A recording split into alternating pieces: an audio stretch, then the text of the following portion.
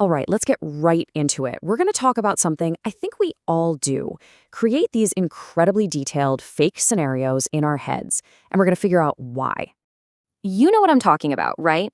You're in the shower, hours after an argument, and bam, the perfect comeback just hits you, the one that would have won everything.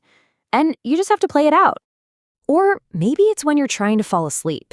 You close your eyes and you're not in your bed. You're accepting an award or meeting the love of your life or finally telling your boss off. You create this whole other life just to quiet your mind. Well, if either of those sound even a little bit familiar, you're definitely not alone. And here's the thing, you're not just zoning out or wasting time. Turns out, this is actually one of the most powerful and fundamental things your brain knows how to do. The best way to think about it is like this. Your mind is a high-tech flight simulator. Seriously, pilots train for hours in a simulator so they can handle any emergency without actually being in danger. Well, your brain does the exact same thing, running simulations for your life. So what's the simulator actually for? Well, it boils down to three really key functions. First, there's mental rehearsal. Practicing that big presentation or a tough conversation over and over again. Then there's emotional processing, where you replay something from the past to kind of make sense of it. And finally, it's a playground for creative problem solving, letting you try out wild ideas with zero risk. Now, here's the really wild part. This is why all that mental practice actually works. To your brain, a super vivid, detailed imagined event uses many of the same neural pathways as a real one.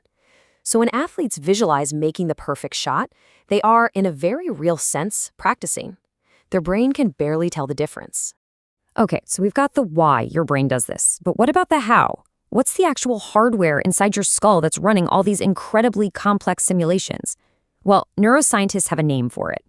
It's called the default mode network, or DMN for short, and it's exactly what it sounds like. It's the mode your brain defaults to when you're not focused on an outside task.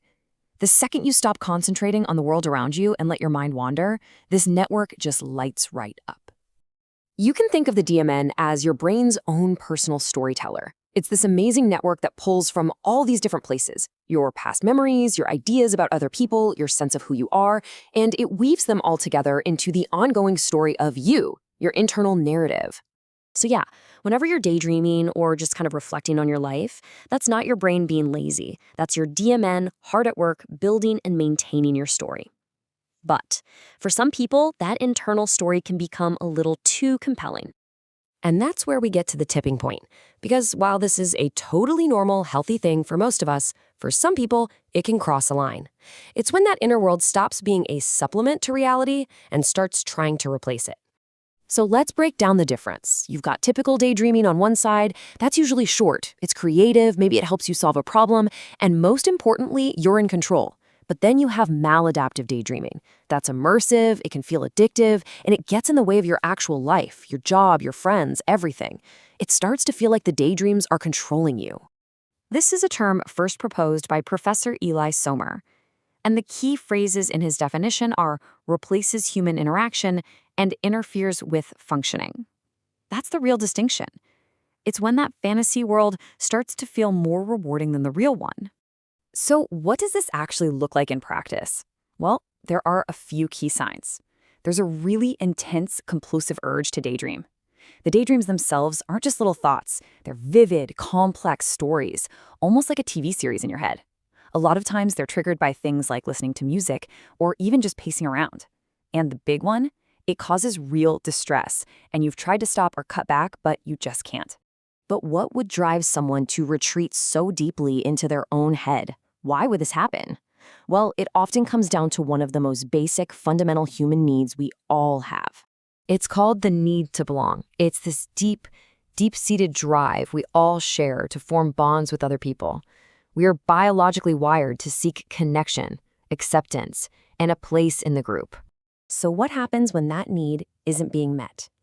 For someone struggling with loneliness or social anxiety or trauma. Well, that's where maladaptive daydreaming can show up as a coping mechanism. It's a way to get the feeling of connection without any of the risks of real-world rejection.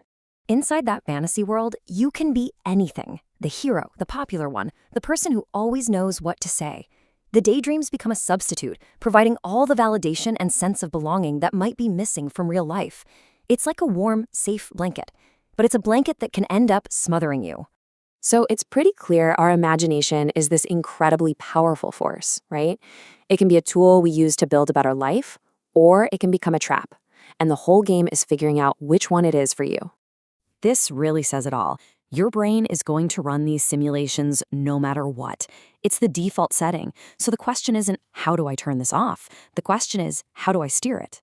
So here's the final comparison. When your imagination is a tool, it's that flight simulator. It helps you prepare for reality. It builds your creativity. But when it becomes a trap, it's just an escape from life. It replaces reality, and it leads to avoidance and feeling more and more isolated. And that kind of leaves us with one final big question to ask ourselves. When you go into that amazing, complex inner world of yours, are you the one directing the show? Or have you just become a passive viewer, watching a life you'd rather be living?